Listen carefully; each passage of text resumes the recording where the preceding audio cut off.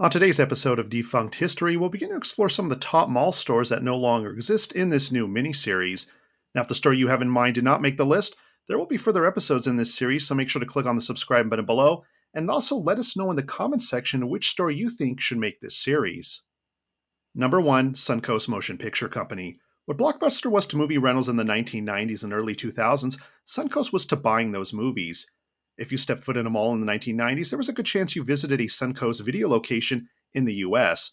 Originally opening in 1986 in Minnesota under the name Paramount Pictures, which was an alliance between the Hollywood based studio and the entertainment company Musicland. The name changed 2 years later in 1988 to the Suncoast Motion Picture Company, where it remained to the end. Now, the concept for the store was simple, specializing in movies and movie memorabilia located in shopping malls. Now, with the popularity of malls and the release of box office hits in the 1990s, saw a surge in home entertainment, and Suncoast Video definitely benefited from it. However, trouble began brewing as parent company Musicland faced bankruptcy for most of 1996 and into 1997. With the new DVD format knocking at the door, in 1997, Musicland acted in time by starting to sell those DVDs in Suncoast locations, and it paid off as the year ended with $50 million in DVD sales alone. The following year, Musicland reported $1.8 billion in revenue, thanks in part to the increased DVD sales. With things looking good, as parent company Musicland was purchased by Best Buy in 2001 for $685 million, however, trouble was on the horizon. In 2002, Best Buy reported they lost $85 million from the newly acquired stores, including Suncoast, and they began to act by closing 20 underperforming Suncoast locations in January of 2003. With the emergence of online retailers in the 2000s, saw sales slip further for Suncoast and locations continued to close. When the Musicland Group filed for bankruptcy in 2006, it saw a closure of another 80 Suncoast locations.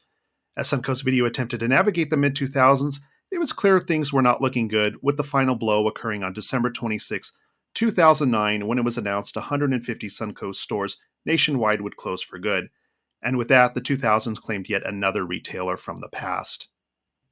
Now, while not much remains today of old Suncoast Video locations throughout the US, and while it made our list of stores that do not exist anymore, there's a side note to this, as there are actually still 3 Suncoast locations remaining in the United States, one in Beaumont, Texas, the other in Omaha, Nebraska, and third one in Jacksonville, North Carolina, which still have operating locations as of this recording. A 4th location in Eatontown, New Jersey, closed back in 2022. Number 2, KB Toys.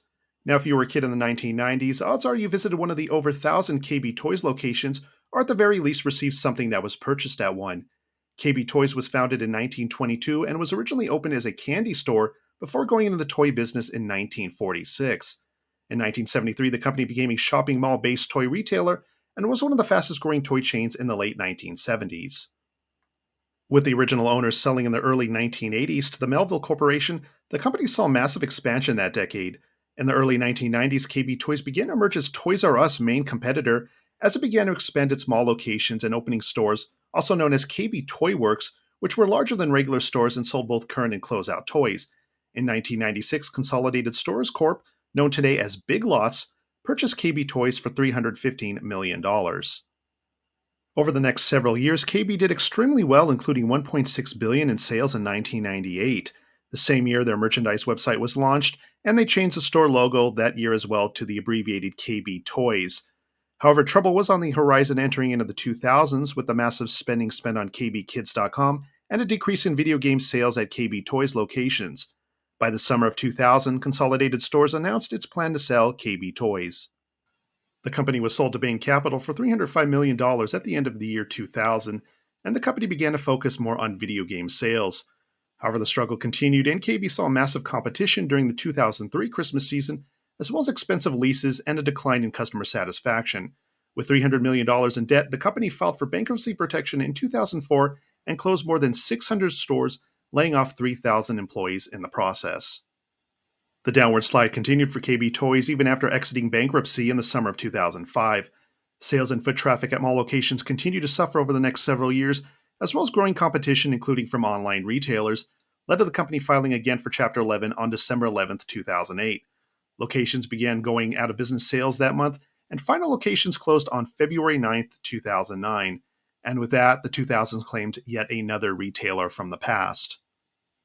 In the fall of 2009, the KB Toys brand was sold to Toys R Us for $2.1 million. However, in 2016, Toys R Us, which was more focused at keeping their company afloat, let the registration for KB Toys trademark lapse, which was then purchased by Strategic Marks, a company that buys defunct brands.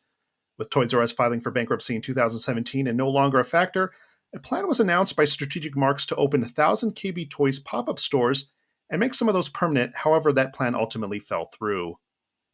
In the year 2020, Strategic Marks failed to renew the KB Toys trademark, and as a result, KB Toys would become a 606 trademark, meaning all the company's trademarks are hereby abandoned. And with that, the official end of the KB Toys brand. Thank you for joining us in part one of this mini series on top mall stores that do not exist anymore. With part two already in the works, make sure to click on the subscribe button below for future updates on this series and future works we have planned. Also, let us know which top mall stores that are closed you most want to see in a future series in the comments section below. Again, thanks for watching, and until next time.